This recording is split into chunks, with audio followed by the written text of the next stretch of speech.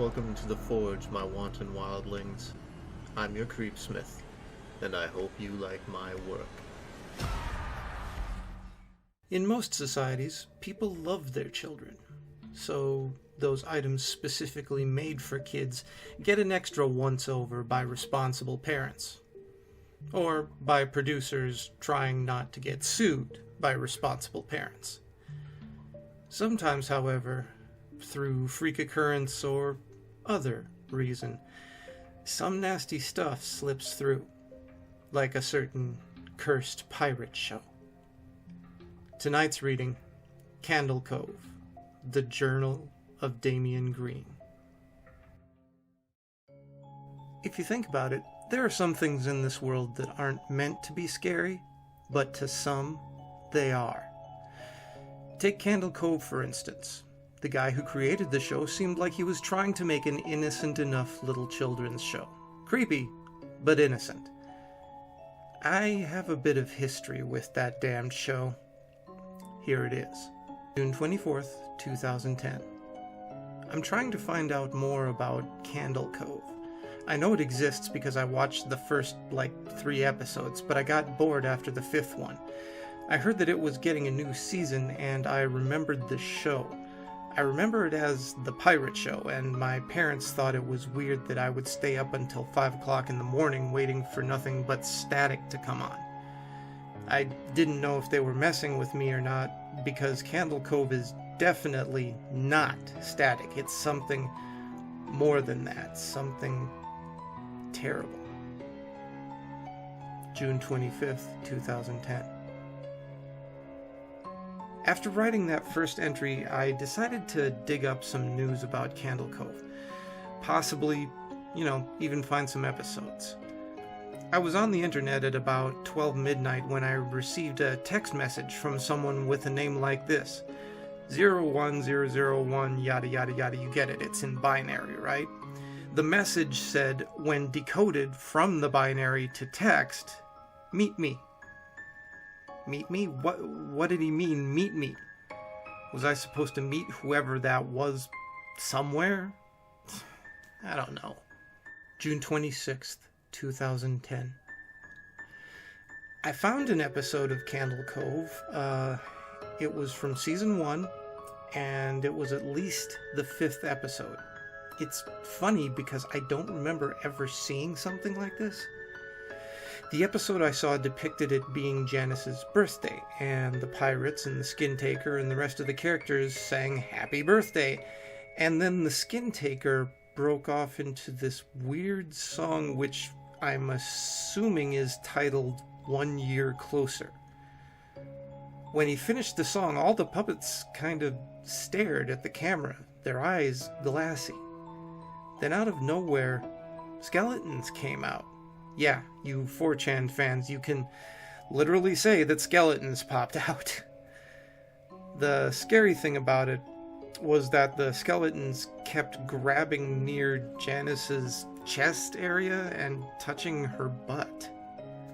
June 27th, 2010. I contacted someone that I met over the internet who apparently watched Cove when it was on television. He told me to come to his house and to interview him. At first, I was wary, but then I realized this was Cove we were going to talk about. When I got there, I noticed his house was immaculate. But that was mostly because he had nothing but a TV and a bed in his house. It didn't look like he had any food there either. When I was asking him questions, he kept staring off into space, and it took me sometimes minutes to get him to come back to Earth and to keep talking to me. When I brought up some of the characters, especially the skin taker, he just screamed and fell over unconscious.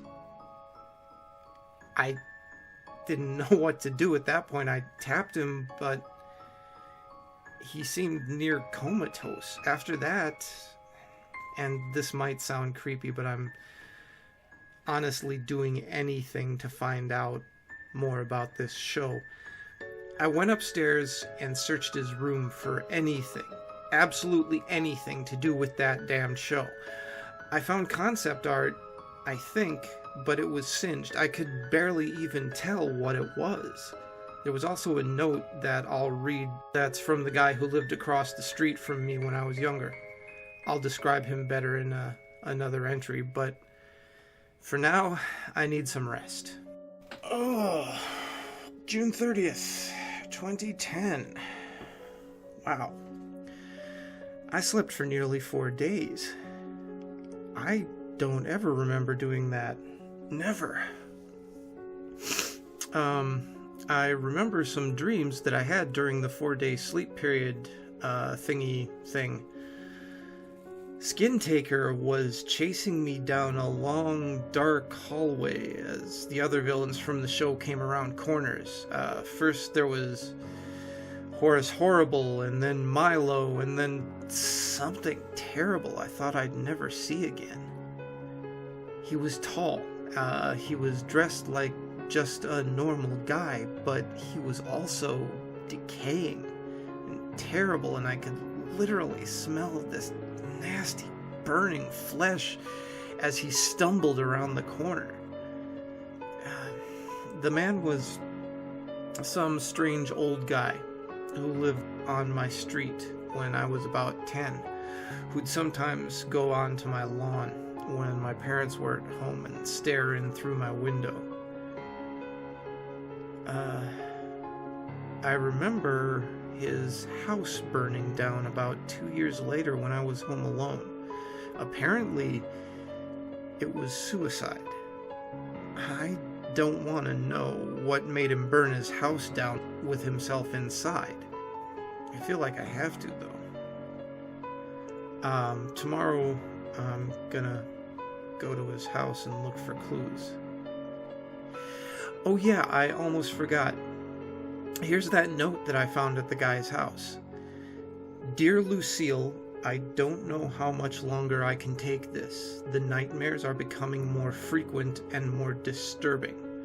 Most are of him, but all of them have that same picture of the kid who lives across from me with his eyes gouged out. If only there was a way I could warn him about that damn Candle Cove show before it's too late. Sincerely, Bill. June 31st, 2010.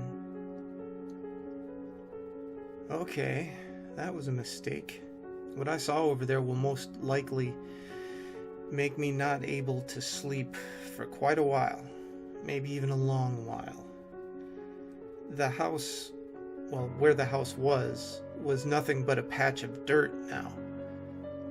But I knew better, so I dug into the dirt, and soon I hit something. The material scraped my fingernails as I took the packed dirt off the top of it. It was a note.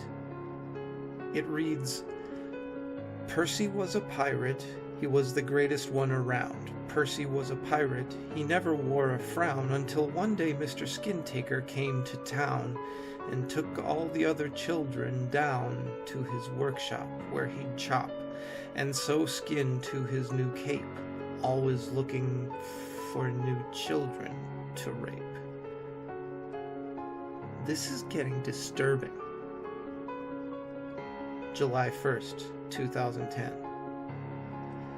I'm regretting getting involved in this. Every time I get home from school, I swear I can hear the screams of those poor children, their skin ripping and their flesh being taken off their bones and stuck onto the skeleton man's cape. I'm ending this for now. And I thank everyone who offered me help. I don't know what I'll do after this. Maybe I'll even destroy this notebook. But one thing's for sure, I'll never search for that damn show at all. Ever again. So like I said before, sometimes our need to know can overcome us. Luckily, survival instinct and common sense does sometimes kick in time to make a potential victim into a survivor. So here's hoping. And good luck. Stay scary, my wildlings. Learn from other people's mistakes.